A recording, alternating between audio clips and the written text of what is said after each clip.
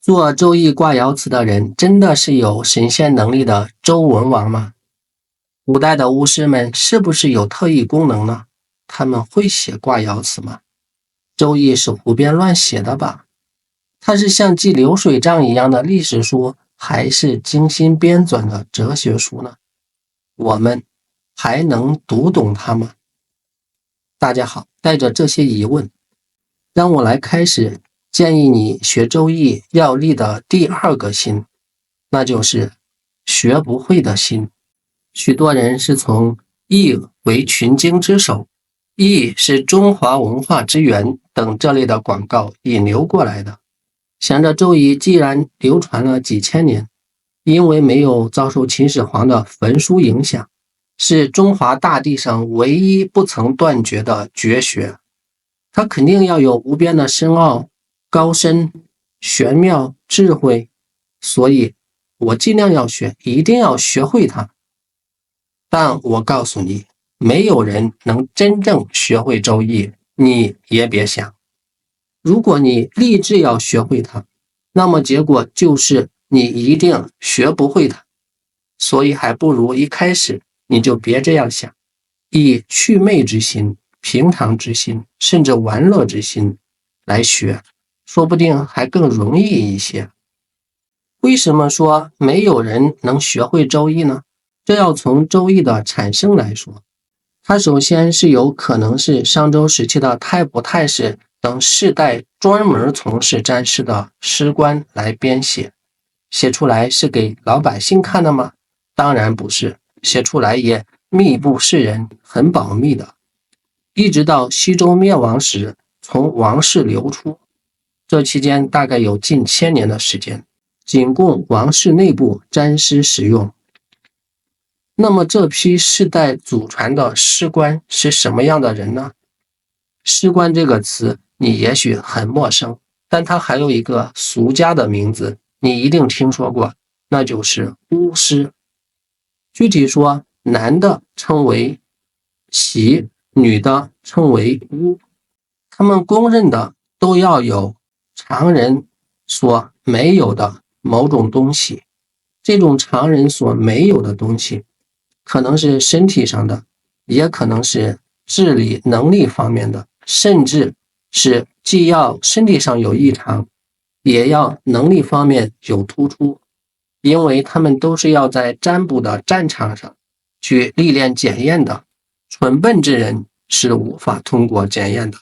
所以你看，从源头上，周易的卦爻辞就不是普通人编写的，我们作为普普通通的人，你理解不了很正常，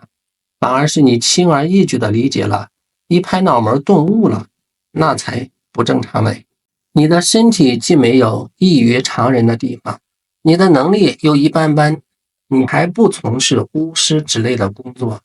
你家里也不是从周朝就开始祖传相关的手艺，这些先天的条件你都没有，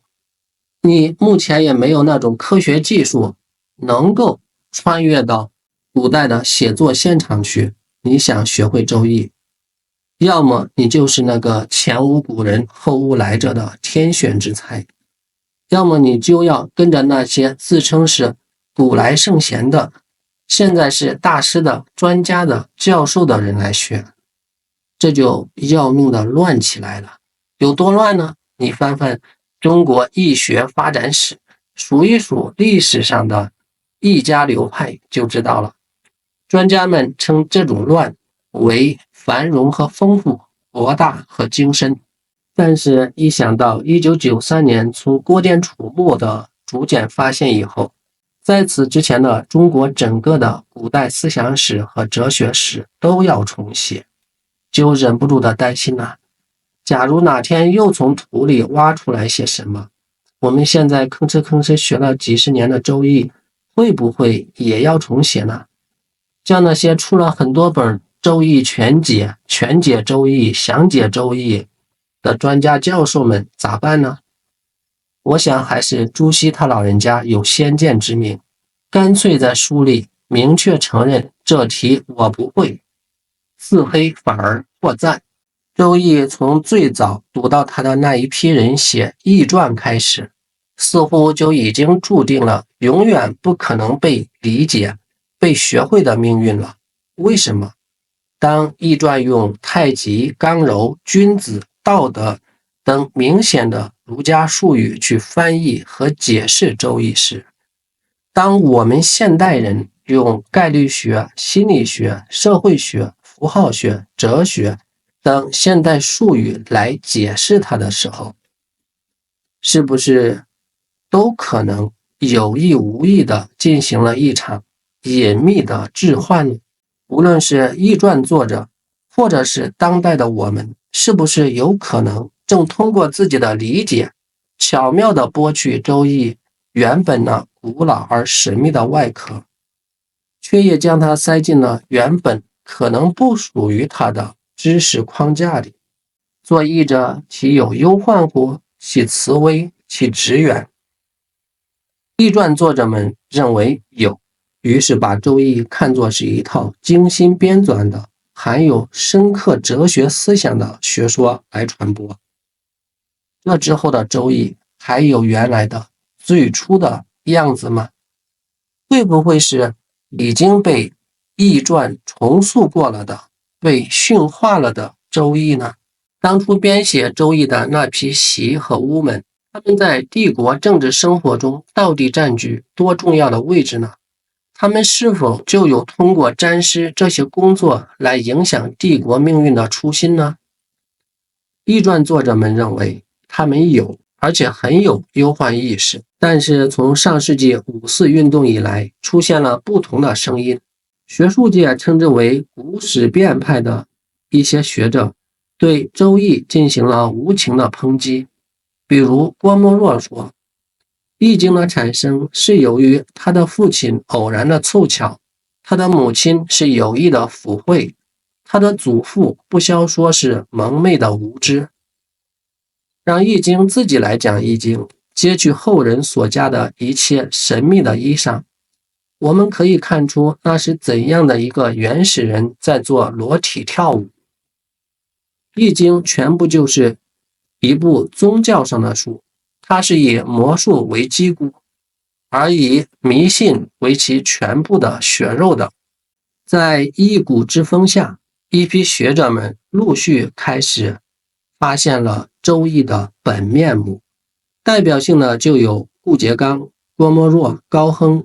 李敬池、闻一多等。他们普遍认为周易就是一部专门的卜时之书，如果硬要找存在的意义，顶多就是其卦爻辞里可能记载了某些历史事件，有点历史价值。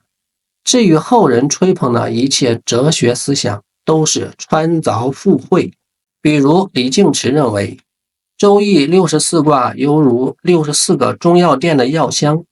编纂者分门别类的把词句或意思相同或相近的诗词放进每个箱子，这就构成了意义的联系。至于放置在哪一个箱子都是随意的。中药店以甲乙丙丁等标示箱子，周易则以卦名标题箱子，每个箱子的卦名与卦象及卦形都没有联系。如果把现今正卦的卦爻辞放在艮卦的卦形之下，或者放在乾卦的卦形之下，都是可以的。太卦的卦爻辞放在否卦的卦形之下，而否卦的卦爻辞放在太卦的卦形之下，也是可以的。也就是说，64个箱子的名字标好以后，64卦之卦体卦形的配置是随意的，你就闭着眼睛随便扔吧。这种明显有以古过勇嫌疑的风气，现在就没有了吗？错。前几年出现了一本网红书，书名叫《简商》，以考古发掘的事实再次证明高亨先生说的对。周易本身并没有深奥的哲学，只包含一些朴素的认识。比如他认为易经中反映的就是周文王最关心的课题，如何灭商。如此看来，编写周易的习和巫们最关心的倒不是占师预测这个本职工作，而是有着如何消灭商王朝的这种政治家的野心了，而且还把这种野心用卦爻辞的形式刻写在龟甲兽骨上，留下了千年不灭的罪证，太狂妄了吧！不管你认不认同古史变派的观点，但是他们至少有一点我是十分肯定的，